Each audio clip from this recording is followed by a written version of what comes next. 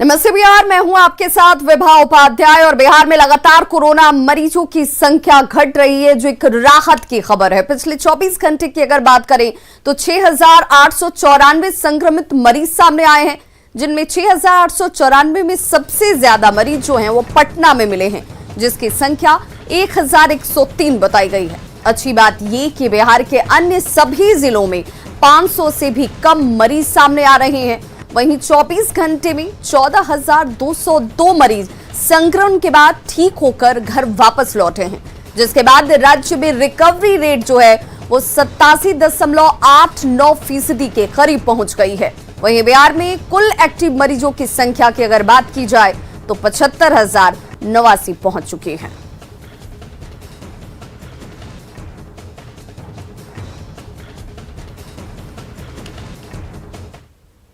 तो कोरोना संक्रमण की रफ्तार में कमी आने के बाद भी ब्लैक फंगस को लेकर सरकारी अस्पतालों को पूरी तरह से अलर्ट पर रखा गया है और सरकार लगातार जिलों के संपर्क में है। स्वास्थ्य मंत्री मंगल पांडे ने न्यूज 18 के साथ खास बातचीत में कहा कि कोरोना का रिकवरी रेट 88% तक पहुंच चुका है, लेकिन 3 दिनों से ब्लैक फंगस के मरीजों के सामने आने के बाद अलग से इसको लेकर वार्ड बनाए जा रहे हैं। स्वास्थ्य मंत्री मंगल पांडे से खास बातचीत की हमारे संवाददाता रजनीश कुमार ने।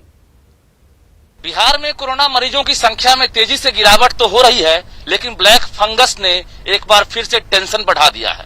हम बात करते हैं बिहार के स्वास्थ्य मंत्री मंगल पांडे से ही। नहीं, देखिए, एक तो पूरे राज्य के अंदर जो कोरोना का संक्रमण उसमें बहुत तेजी से कमी आ रही है और आज रिकवरी रेट लगभग 88% के आसपास पहुंच गया है और कुल एक्टिव केस 1,15,000 से घट के 75,000 पे आ गया, मतलब 40,000 एक्टिव केस घटे हैं।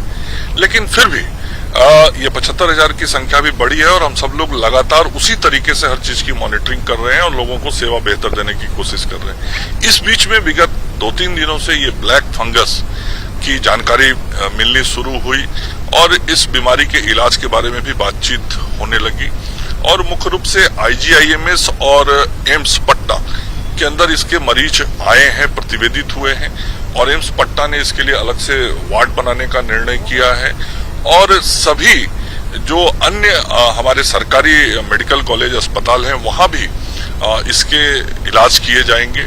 तो जैसे ही ये जानकारी में आई और इसके लिए जो एक बहुत ही महत्वपूर्ण दवा थी एम्फोटेरिसिन, जिसकी जरूरत थी और बाजार में उसकी दिक्कत हो रही थी, कल ही देर रात हम सब लोगों ने बैठक करके और उसका निर्णय लेके सभी सरकारी अस्पतालों को इसके 6,000 वायल उपलब्ध करा दिए और इसके साथ ही जो प्राइवेट हॉस्पिटल से भी यदि कोई केस प्रतिवेदित होता है तो उसके लिए भी 1,600 वायल पटना के RMRI में हम लोगों ने एम्फोटेरिसिन का रखवा दिया है कि वहां से भी वो दवा ले सकते हैं। और निश्चित रूप से ICU के बेड्स बढ़ने चाहिए और जो ICU के बेड बढ़ रहे हैं तो कल IGIMS में 25 बेड बढ़ेगा और अगले कुछ दिनों में वहां 50 बेड ICU के बढ़ेंगे।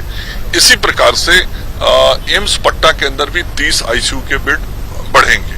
साथ ही जो पटना के अंदर मेदांता अस्पताल है, मेदांता अस्पताल में भी कल से कोरोना मरीजों का इलाज शुरू हो जाएगा और इसके अतिरिक्त जो बिहटा के अंदर ESIC का हॉस्पिटल था वहां भी ICU के बेड काम करने शुरू कर देंगे। किस बहुत जरूरत थी और कल ही अस्पतालों से ये जानकारी मिली कि दवा अस्पतालों को चाहिए। तुरंत हम लोगों ने ये निर्णय किया और हम लोगों के पास वो दवा WHO से प्राप्त हुआ था, तो तुरंत उस दवा को हम लोगों ने अस्पतालों के लिए एलोकेट करके और भिजवा भी दिया। ICU की कमी तो नहीं होगी अब? नहीं, ICU की कमी को हम लोग लगातार दूर कर रहे हैं और क्रमशः अब आप देख रहे होंगे कि जो बेड्स अवेलेबिलिटी भी दिखाई जाती है, तो अब ICU के बेड्स ऐसे भी कई अस्पतालों में खाली दिखने लगे हैं। लेकिन आगे आने वाले समय में हम इन बेड्स की संख्या को और बढ़ाएंगे ताकि लोगों की कठिनाइयों को हम ज्यादा से ज्यादा दूर कर सकें। आरा में